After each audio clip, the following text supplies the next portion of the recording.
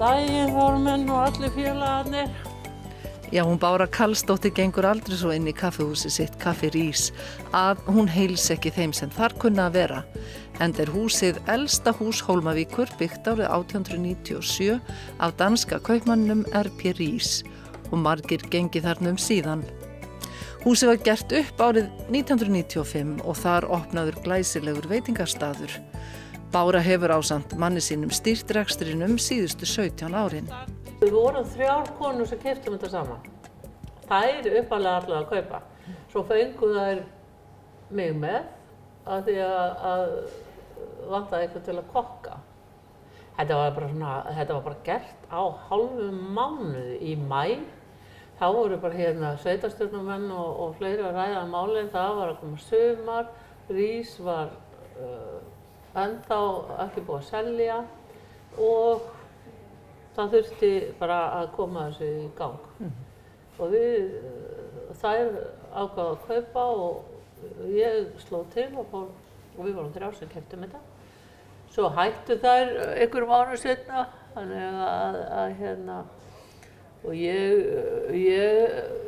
eins og ég segi, ég hef alltaf haft áhuga á þessu og það rekur enginn svona eins og hérna norður á Hjara vera með brennandi áhuga. Ertu enn í eldhúsinu? Já, í fyrra þá var ég mjög svartsýn í COVID-inu og þá í júní í fyrra þá hef ég örugglega því þá voru kokkarnir mínir ekki komnir og þetta var svona óvissu ástand. Þannig að ég var örugglega að vinna alltaf 12-14 tíma á dag. Milli 300 og 400 klukkutíma. Og ef maður með eitthvað svona rekstur og þá maður bara hérna. Eins og heyrðir áðan ég að leita papriku og hveitipokum og það þarf að fylgjast með. Bára hefur séð ófáar veislur víða land enda ástríðu kokkur.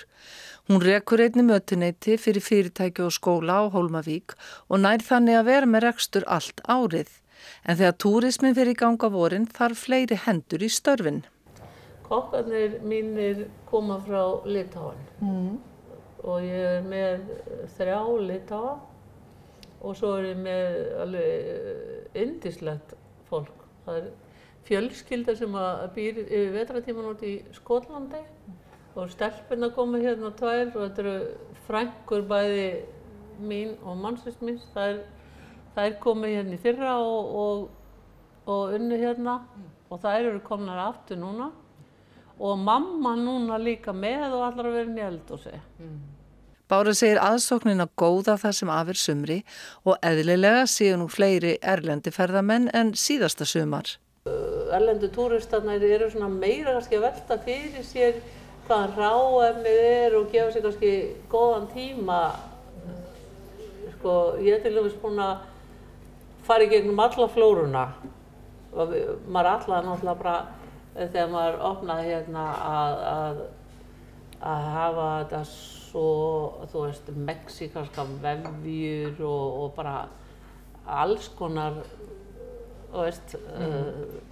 sonur minn hefur nú verið að hjálpa mér mikið í að velja bara matseðilinn og svona. Og hvernig hann í dag? Að hvaða niðurstöðu komstu? Nú þetta orðið bara svona venjulegur íslenskur matur og helst bara hérna á svæðinu. Allt kjöt fáum við frá Húsavík bíli hérna rétt fyrir þetta þorpi og bara þá ég að meina í mötuneytin. Ég með skólan, leikskólan og rækjuverksmiðjuna í mötuneyti vetrartímann og náttúrulega leikskólinn fyrir frí eftir 3 daga þannig að þetta líka sumartíminn.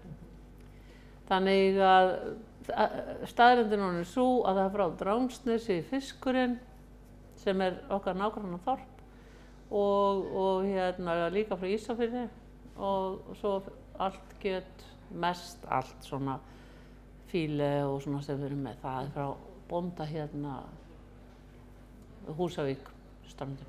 Já, en grænmeti kemur? Grænmeti kemur úr Reykjavík. Svo má ekki gleyma að minnast á handgert súkkulaði sem einn starfsmaður hennar býr til og einstakt góðgæti. Þegar við fengum fyrsta kassan sendan hingað þá deildum við 3 hverjum mola til að prófa að því við vorum ekki, að þetta mjög gott.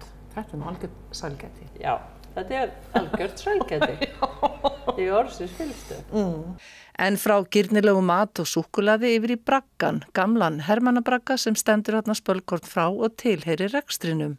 Sagan svona eins og ég best kann hana að þessi braggi, þetta kom frá Reykjaskóla í Hrútafirði og það vantaði eitthvað samkomuhús hérna. Þannig að það var ákveðið að fá gamlan hermannabragga 1944. Ég held ég sé að segja rétt að þetta kosta 1800 krónur, bragginn.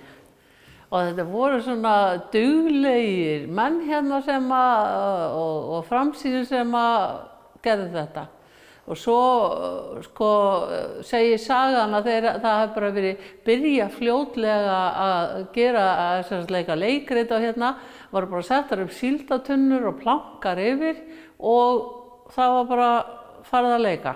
En svo náttúrulega var byggt fram af þetta og allt hérna í kring. Og smátt varði þetta bara að samkomuhúsinu, aðal samkomuhúsinu hérna. Í dag þá notum við þetta svona fyrir kannski brúðkaup og svona ættamót og eitthvað svoleiðis. Við erum ekkert að jarðsyngja að gera neitt svoleiðis hérna, en ef að þarf, ef við þurfum þetta náttúrulega tekur fleiri heldur en rís. Og við rekum þetta bara svona saman, þetta ættamót og sumir leið þetta bara svona árlega og fá bara að fara hérna inn og hittast og svona. Þetta kannski allt og lítið nota því að